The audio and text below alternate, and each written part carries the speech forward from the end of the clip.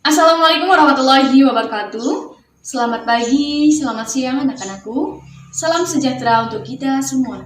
Semoga semuanya dalam keadaan sehat ya. Kali ini kelas 11 akan ketemu dengan pelajaran sejarah Indonesia. Materi hari ini, kompetensi dasarnya masih sama dengan minggu yang kemarin, yaitu KD 3.1, menganalisis proses masuk dan perkembangan penjajahan bangsa Eropa, Portugis, Spanyol, Belanda, Inggris ke Indonesia.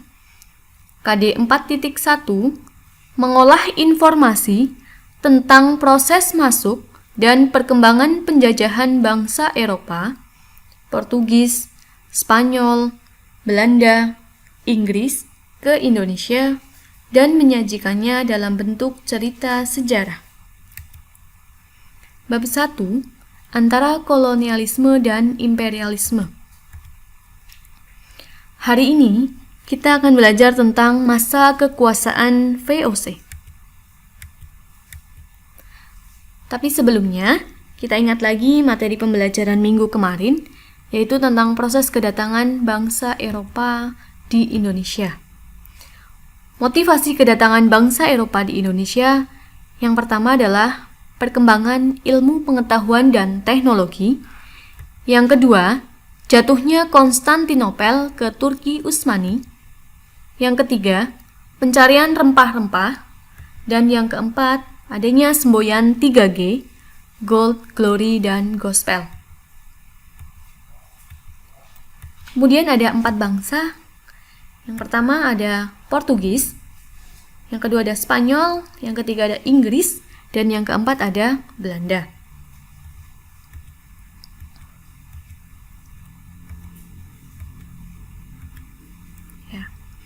Masa kekuasaan VOC. Yang pertama, prakarsanya yaitu Pangeran Maurits dan Johan van Olden. VOC resmi didirikan pada tanggal 20 Maret 1602 di Amsterdam. VOC itu adalah Serikat Dagang Hindia Belanda. Tujuan didirikan VOC yang pertama adalah menghindari persaingan tidak sehat antara sesama kongsi dagang Belanda. Yang kedua, membantu keuangan Belanda. Yang ketiga, menyaingi pedagang dari bangsa lain.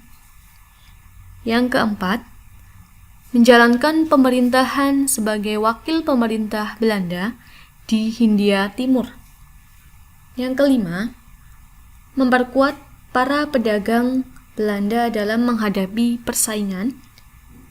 Yang keenam, sebagai kekuatan revolusi sehingga VOC memiliki tentara. Yang terakhir, monopoli perdagangan untuk mendapatkan keuntungan. Kelebihan dari VOC, tata kerjanya rapi, terkontrol dalam organisasi yang kuat. Kemudian, VOC itu mempunyai hak oktroy. Hak oktroy adalah hak istimewa yang membuat VOC layaknya sebuah negara.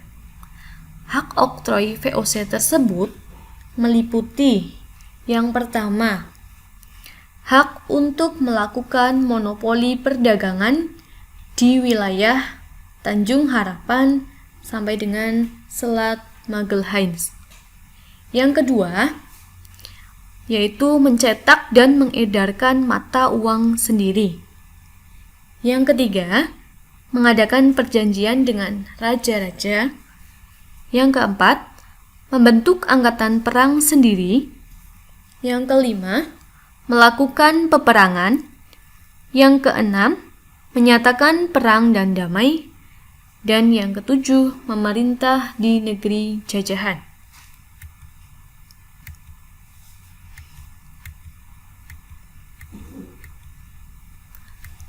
Selanjutnya, ada Gubernur Jenderal VOC. Yang pertama adalah Peter Booth. itu menjabat pada tahun 1610 sampai dengan 1614 di Ambon. Kemudian ada Jan Pieterszoon itu menjabat pada tahun 1619 sampai 1629.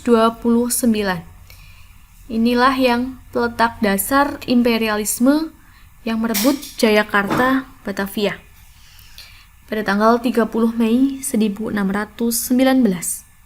Kemudian yang selanjutnya ada Antonio van Diemen pada tahun 1636 sampai dengan 1645. Ini yang memperluas daerah VOC sampai dengan ke Malaka. Selanjutnya ada John Massacre itu pada tahun 1653 sampai dengan 1678. Memperluas sampai dengan ke Semarang. Dan yang terakhir ada Cornelis Spelman. Itu pada tahun 1681 sampai dengan 1684. Ini yang menghadapi perlawanan bersenjata. Ada beberapa kebijakan yang diterapkan oleh VOC.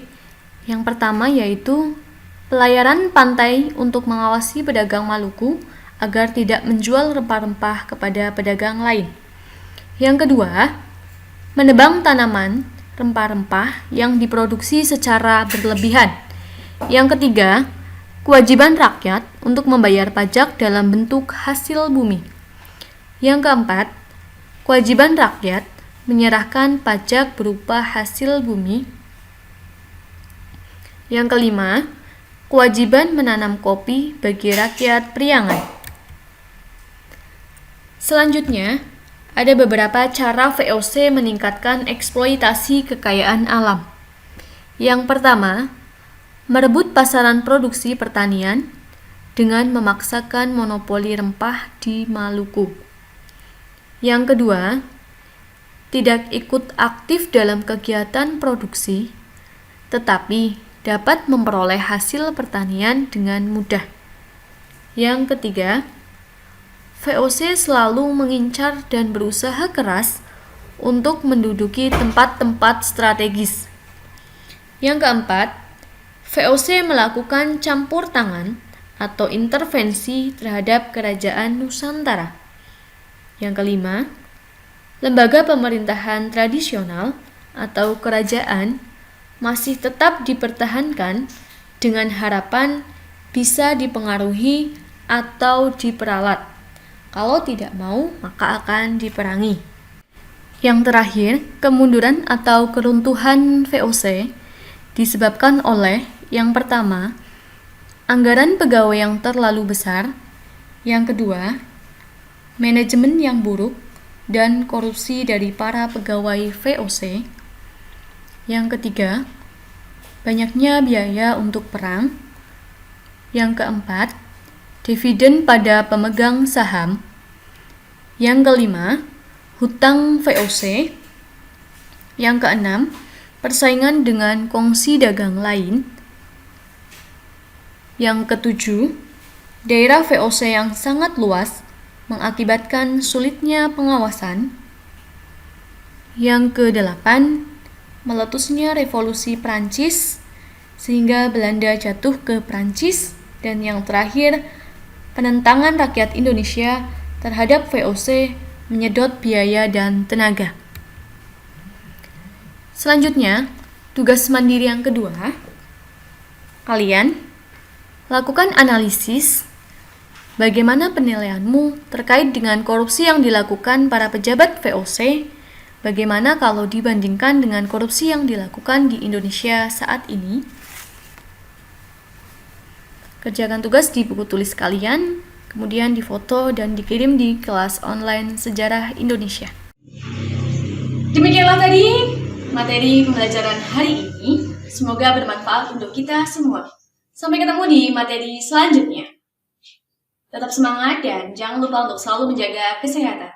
Wabillahi taufiq wal hidayah. Wassalamualaikum warahmatullahi wabarakatuh. Peace.